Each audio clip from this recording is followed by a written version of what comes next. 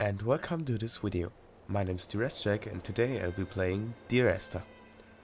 Dear Esther is, well, uh, it's an original game, to say the least.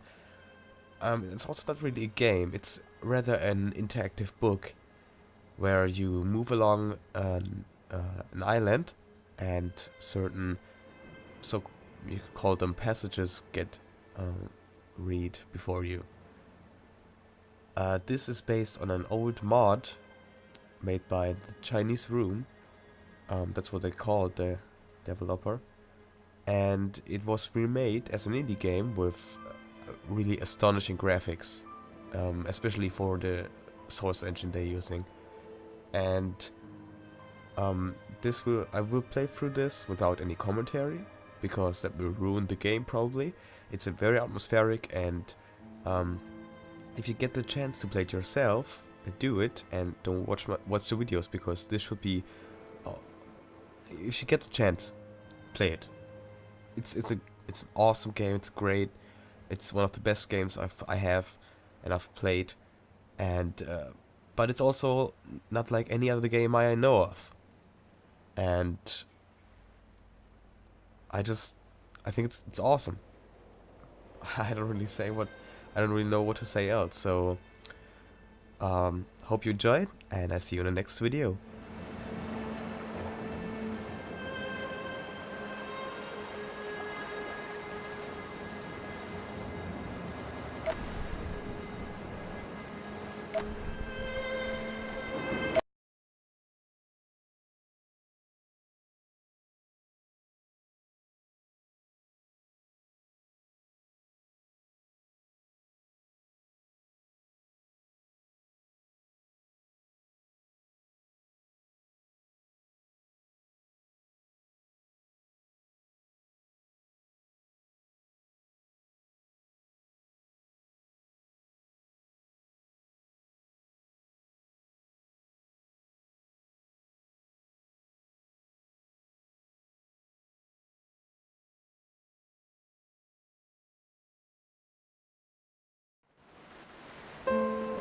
Dear Esther, the morning after I was washed ashore, salt in my ears, sand in my mouth, and the waves always at my ankles, I felt as though everything had conspired to this one last shipwreck.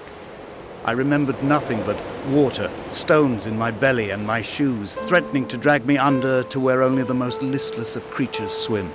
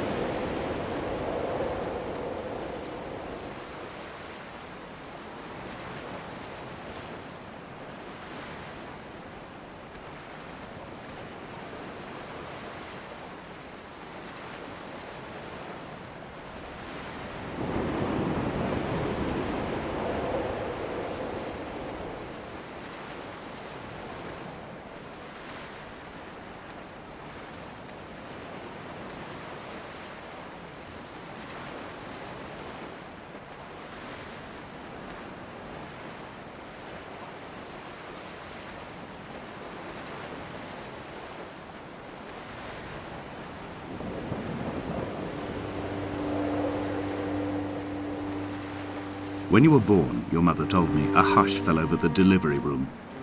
A great red birthmark covered the left side of your face. No one knew what to say, so you cried to fill the vacuum.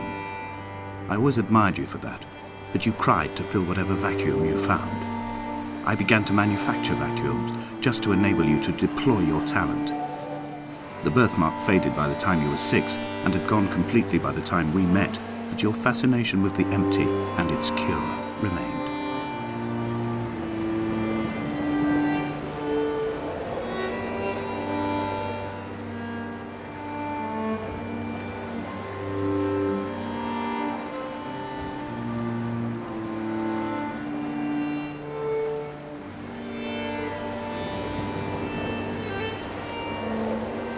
I have found the ship's manifest, crumpled and waterlogged under a stash of paint cans. It tells me that along with this present cargo, there was a large quantity of antacid yogurt bound for the European market. It must have washed out to sea. God knows there are no longer gulls or goats here to eat it.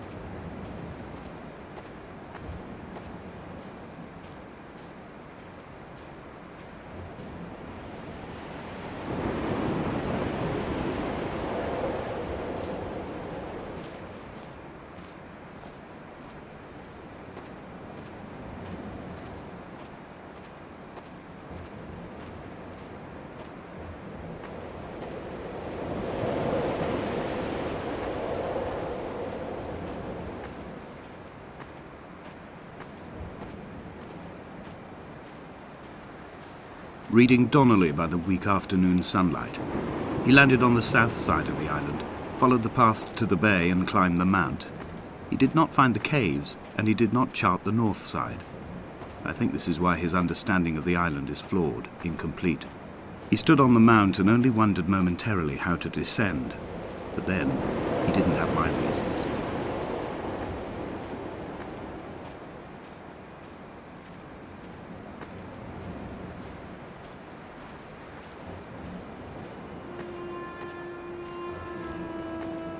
When someone had died or was dying, or was so ill they gave up what little hope they could sacrifice, they cut parallel lines into the cliff, exposing the white chalk beneath.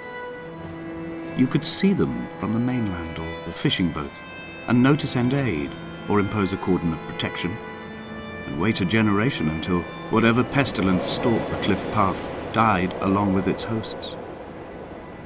My lines are just for this. To keep any would-be rescuers at bay. The infection is not simply of the flesh.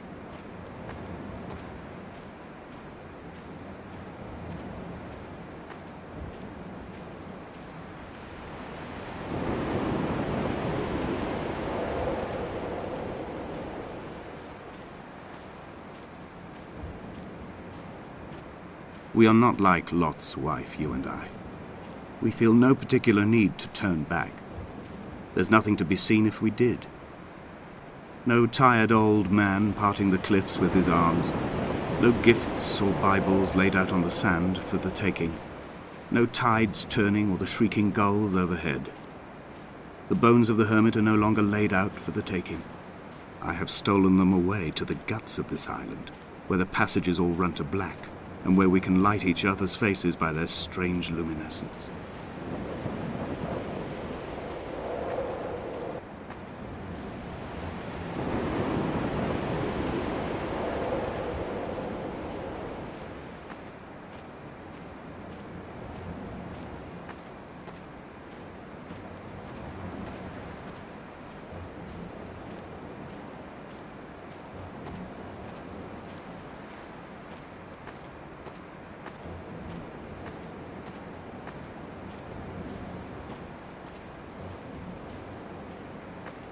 Dear Esther, I met Paul.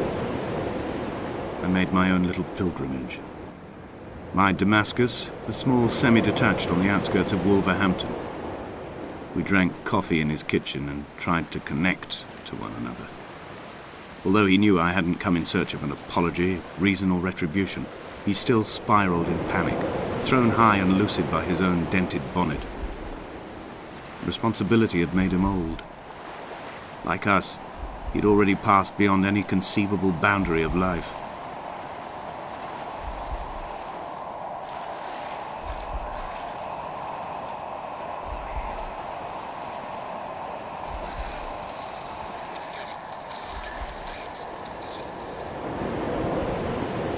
This hermit, this seer, this distant historian of bones and old bread, where did he vanish to?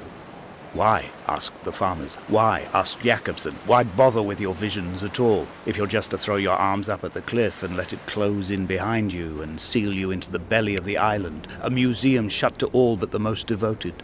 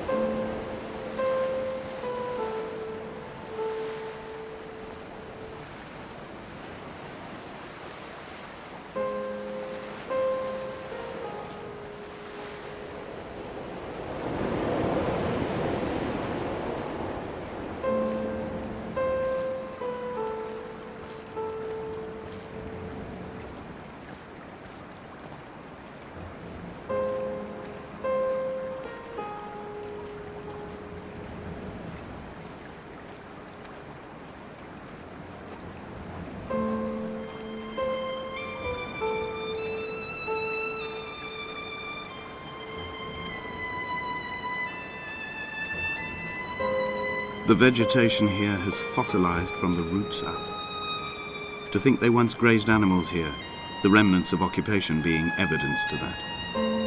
It is all sick to death. The water is too polluted for the fish, the sky is too thin for the birds, and the soil is cut with the bones of hermits and shepherds. I've heard it said that human ashes make great fertilizer, that we could sow a forest from all that is left of your hips and ribcage, with enough left over to thicken the air and repopulate the bay.